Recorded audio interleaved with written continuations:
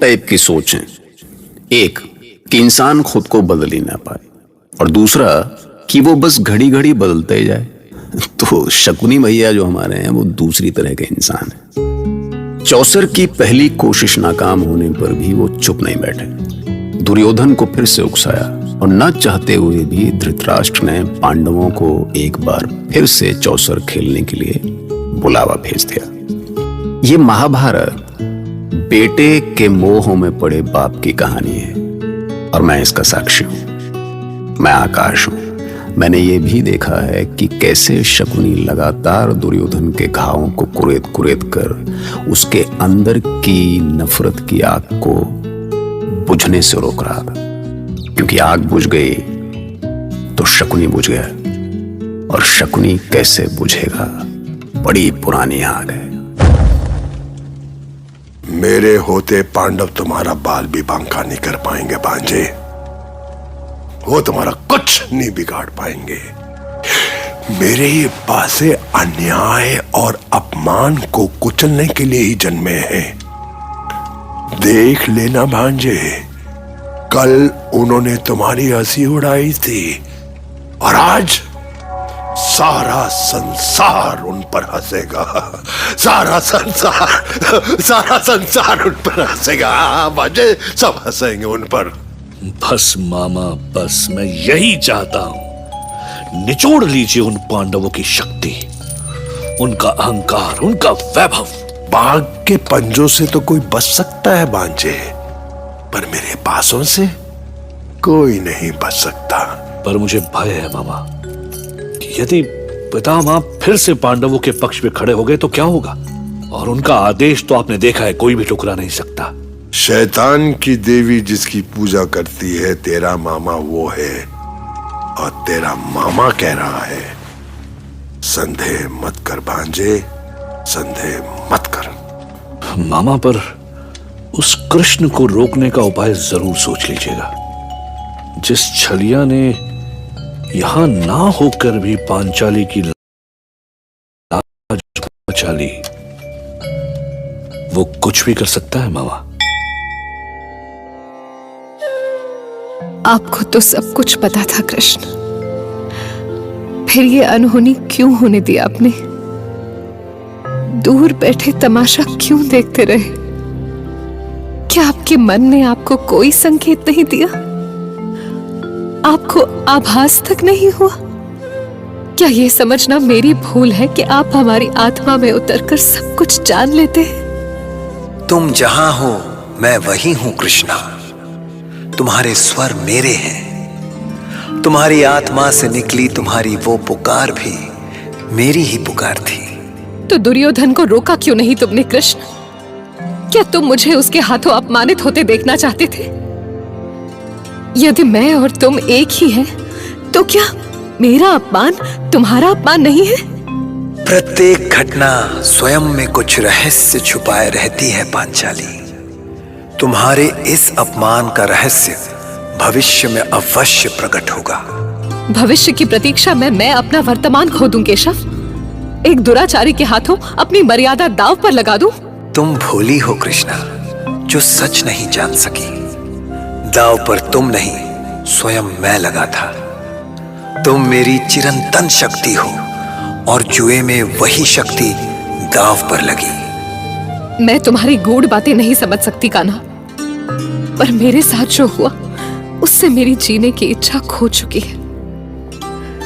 मैं केवल इसलिए जीवित हूं कि कौरवों से प्रतिशोध ले सकूं, और इसके लिए तुम्हें एक बार नहीं बार बार आना होगा। तुम्हारा सबसे बड़ा शत्रु तुम्हारा क्रोध है पांचाली। प्रतिशोध की अग्नि में अपने आप को मत जलाओ। तुम्हारा यही क्रोध कहीं पांडवों का विवेक न हर ले। पांडव? मैंने उनकी शक्ति देख ली केशव, देख लिया उनका साहस, उनका पुरुषार्थ, उनका विवेक। भूल कर रही हो पांचाली, युधिष्ठिर को पहचानने में भूल कर रही हो तुम। उन्होंने जो कुछ भी किया भविष्य के लिए किया। और क्या हुआ? अचानक चुप क्यों हो गए केशव? तुम्हें भावनाओं के इस युद्ध से बाहर निकलना होगा पांचाली। अवश्य निकल जाऊंगी, पर हम पर अन्याय होता देखकर भी सबका इस तरह चुप्पी साध लेना।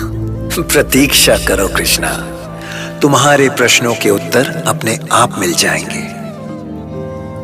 याद रहे, कोई भी षड्यंत्र, कोई भी अनीति सत्य को पराजित नहीं कर सकती।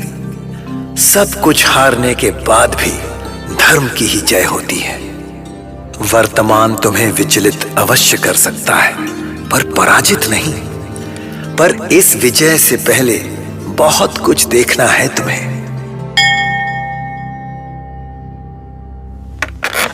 उस दूत का निमंत्रण स्वीकारना तो दूर, मैं उसे देखना नहीं चाहता भैया। वो दूत हस्तिनापुर जीवित नहीं लौटेगा, वध कर दूंगा मैं उसका। नहीं भीम नहीं, धीरज रखो। अग्रज के सामने इस तरह क्रोधित होना ठीक नहीं है। हम में से कोई भी फिर से हस्तिनापुर नहीं जाना चाहता। मैं चाहता हूं अर्जुन, और मैं अकेला नहीं, सबको साथ ले चलना चाहता हूं। तो ठीक है भैया, हम चलेंगे, और इस बार दुर्योधन का अंत होकर रहेगा। यदि तुमने दुर्योधन पर घात किया भीम, तो महाविनाश को कोई नहीं रोक सकेगा। ना तात विदुर, तात धृतराष्ट्र, ना पितामह भीष्म। तो विनाश के डर से हम अपने मान सम्मान से समझौता कर लें, उनके इशारे पर नाचते फिरे। वो जब भी बुलाएं, हम उनकी सभा में अपने बर्बादी का खेल खेलने पहुंच जाएं। ये कौन सा पुरुषार्थ है? ये कौन सी धर्मनीति है आपकी? संकट नीति और धर्म का नहीं है भैया भीम। संकट उस अनजाने षड्यंत्र का है जिससे दुर्योधन हमें अपना शिकार बनाना चाहता है। हम में से कोई नहीं चाहता भैया कि षड्यंत्र के जिस चक्रव्यूह से हम निकल कर आए हैं फिर उसी में फंस जाए। पांचाली ने जो भोगा है वो आपसे छुपा नहीं है भैया। उसने जो कहा था उसे तो याद कीजिए। यदि धर्मराज उसे याद कर लेंगे तो फिर से जाकर द्यूत का आनंद कैसे लेंगे नकुल? पांचाली, मैंने आनंद के लिए हस्तिनापुर का निमंत्रण नहीं स्वीकार किया। मैं भविष्य के विनाश को देख रहा हूं और उस विनाश को रोकना चाहता हूं। तो रोकिए, आनंद से रोकिए। भला आप उस पीड़ा को कैसे समझेंगे जो मैंने सहन की है। पर एक बात सुन ले ज्येष्ठ, अब तक तो मैं शांत रही, पर अब मैं कोई और परीक्षा नहीं दे सकूंगी।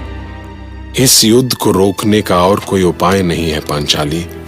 मैं जानता हूं कि यदि हम हस्तिनापुर नहीं गए तो दुर्योधन को इंद्रप्रस्थ पर चढ़ाई करने का बहाना मिल जाएगा। मैं कभी नहीं चाहता कि मैं तुम्हारे सपनों के इंद्रप्रस्थ को युद्ध की अग्नि में होम कर दूं। क्या आपके भ्राता आपके विचारों से सहमत है? मैं सभी भ्राताओं से हाथ जोड़ के निवेदन करता हूं कि कुरुवंश को विनाश और मुझे इस कलंक से बचा ले। मेरी कोशिश में मेरा साथ दे। मैं सबकी भावनाओं का सम्मान करता हूं। आप सब भी मेरी भावनाओं का सम्मान करें।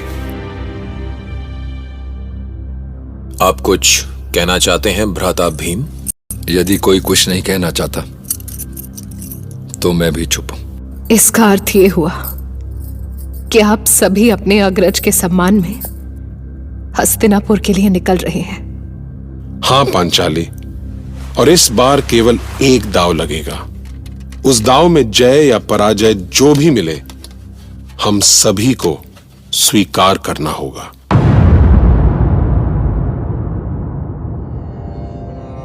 हे कृष्ण, ये कौन सा खेल खेल रहे हैं? फिर से वही द्युत, फिर से वही दाव, फिर वही लज्जाहरण। आप इन्हीं पांडवों का पक्ष लेते हैं जो बार बार भूल पर भूल करते रहते हैं। आपने कभी समझने का प्रयास किया कि ये फिर से क्यों कूद पड़े उसी जुए में? धर्म का मार्ग कठिन होता है पांचाली, इसलिए तुम अपनी शक्ति बनाए रखना। मुझे केवल तुम पर भरोसा है माधव। नहीं होकर भी तुम सर्वत्र हो, तुम हर एक घटना के साक्षी हो। कोई अनहोनी हुई तो तुमसे ही पूछूंगी और तुम्हें ही मेरे प्रश्नों के उत्तर देने होंगे। तो आखिर द्रौपदी कृष्ण से बात कैसे कर रही थी, जबकि कृष्ण तो द्वारिका में थे? दरअसल भगवान से बात करने के लिए उसको द्वारिका में खोजने की क्या जरूरत है? वो तो कहते हैं ना, भीतर ही होता है। जैसे शैतान को भी तो खोजना नहीं पड़ता, वो भी भीतर ही होता है, शकुनी की तरह। अब इसमें हंसने की क्या बात है मामा? वो आ गए हैं और अब हमारे साथ खेलेंगे भी, पर केवल एक दांव। और उसी एक दाव में उनका सर्वनाश हो जाएगा भांजे। और यदि हम वो दांव हार गए तो? हम कभी हार ही नहीं सकते भांजे। तुम हार सकते हो, मैं हार सकता हूं, लेकिन मेरे पासे कभी नहीं हार सकते। अर्थात मेरी विजय निश्चित है? तुम सिर्फ विजय का उत्सव मनाने की तैयारी करो भांजे। विजय की तैयारी। विजय की तैयारी। मैं समझ नहीं पाता युधिष्ठिर कि ऐसा कौन सा बंधन था कि तुम एक बार अपना सब कुछ हार कर फिर से वही अनैतिक खेल खेलने चले आए। क्या अभी भी दुर्योधन को समझना बाकी है? क्या तुम अभी तक शकुनी के पासों को नहीं समझ सके? मैं तात धृतराष्ट्र का निमंत्रण कैसे ठुकरा सकता था पितामह? उन्हें कैसे ना कह सकता था मैं? ना नहीं कह सकते तो जाओ, खेलो सर्वनाश का खेल। जाओ, सभा सज गई है, वही सभा, वही पासे, वही शकुनी और वही अनैतिक दांव। मैं सभा को बता देना चाहता हूं कि इस बार भी मेरी ओर से गंधारपति शकुनी ही पासे फेंकेंगे। और पूर्व निर्धारित शर्त के अनुसार इस खेल में केवल एक दाव खेला जाएगा।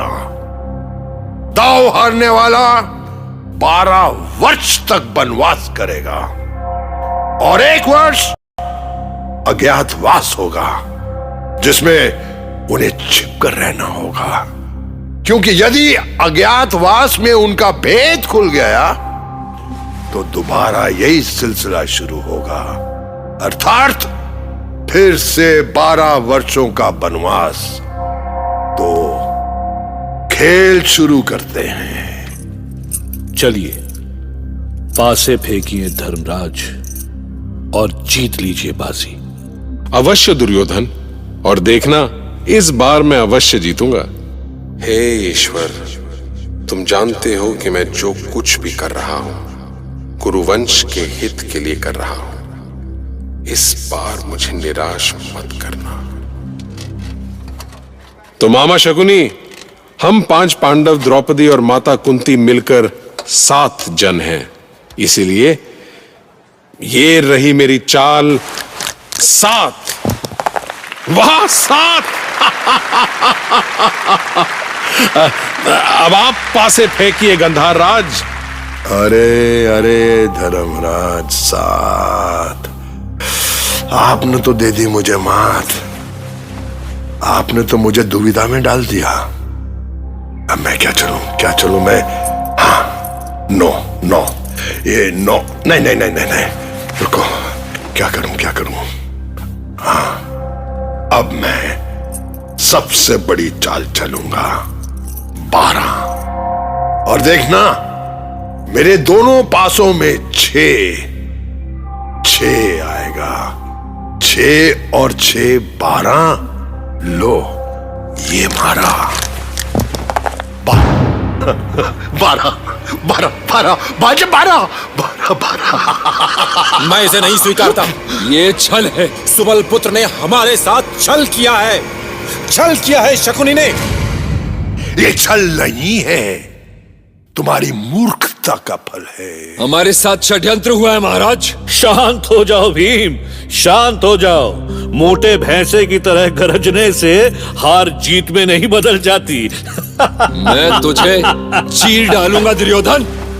हमसे छल करने का दंड मिलेगा तुझे। मैं तेरा शरीर खंड खंड करके यमुना में बहा दूंगा। तुम्हें चेतावनी दे रहा हूं भीम, चुपचाप बैठ जाओ। वरना इस सभा में मेरे योद्धाओं को देख रहे हो ना, तुम में से कोई भी सभा से जीवित नहीं निकल पाएगा।